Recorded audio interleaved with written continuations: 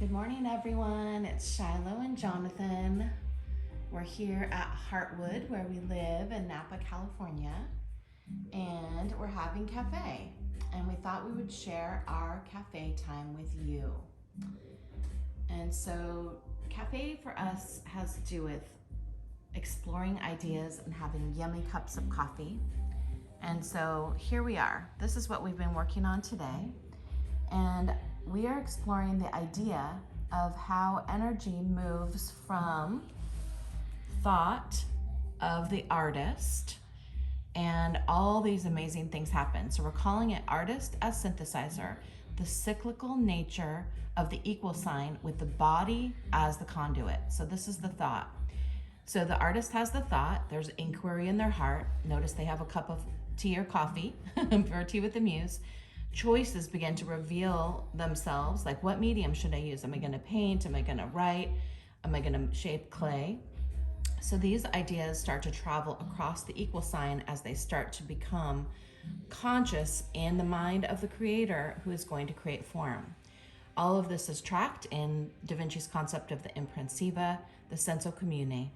As the artist starts to create, this amazing thing happens because with intention, there's an observer, and the observer starts to witness what's being created.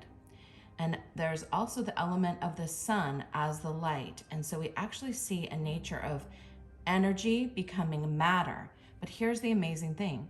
Once the artist observes the matter being creative, it returns in wave in thought forms, re-influences the mind of the maker, and then what ends up being exerted as influence through their hands on what they're making. And we put a infinity sign as an example of this because it's not just circuitous, it's not a circle, it's actually a kind of a reciprocal loop. What do you think about this idea, Jonathan? That's right. It's not circuitous because it's not a circle, right? It's actually more like a respiration or like a breath in and a breath out, right? And so you notice that if you look at an infinity sign, right? If you look at the infinity sign, you'll notice that it's basically a circle twisted, right? So that there's a pinch point in the middle. And that pinch point for us is sort of like the equal sign. So if you think about one side of the Mobius strip or the infinity loop being energy and the other side matter, that pinch point in the middle is the equal sign. And so when the energy is conceived and distilled through the influence of the observer into matter, and then the matter in an iterative way reinforms sort of the next step or what's happening with the matter, it reinforms the observer, which then also necessarily changes the relationship the observer has with the original energy, and it begins to sort of bounce back and forth, sort of dance, if you will, across the equal sign. And so there's a cyclical nature to it, just the same way that electrons move through a wire in electricity, or breath happens in and out, it's cyclical. The way the seasons move, it's very, very in tune with the way nature and the earth actually work. And so in this way, what we realize is that it is actually, a process that doesn't necessarily have to end as long as there's a sentient being observing it. Mm-hmm. So this idea of wave to particle to wave to particle, that is human existence pretty much. Here at Musea, we're just paying attention to it. And then I want to draw attention to this one little part right here called impact. The impact. This is what happens when others then observe the matter.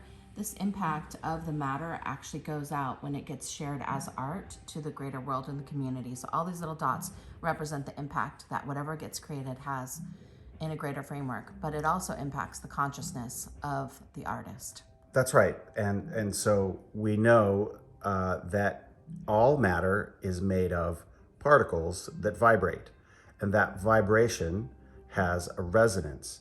It doesn't have vibration. Vibration is what the particles have, but the observable part of vibration is resonance or frequency or amplitude. And so all those things mean different things when it comes to energy states. But what happens is that as that material form resonates with the energy imbued to it by the influencer, it then has the capacity to hold and to radiate that back into the energetic space, which it can and will do. And why we feel like this is important is because we know that awareness equals access, and access equals awareness. And we feel if people understand how this works, we'll have a greater potential of impacting matter, and therefore actually our relationship with all of life. Thanks for tuning in.